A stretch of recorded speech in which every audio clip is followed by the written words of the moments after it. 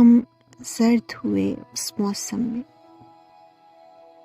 जिसे सब्ज दुआएं आती थी।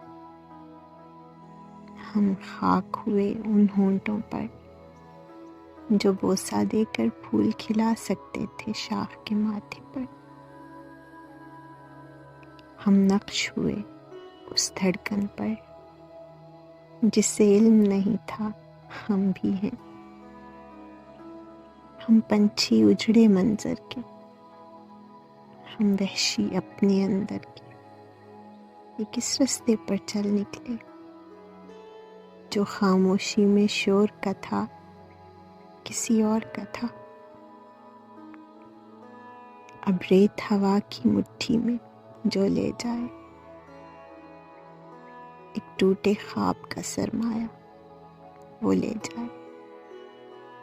ये ख्वाब है शायद, ख्वाब नहीं। ये कौन आया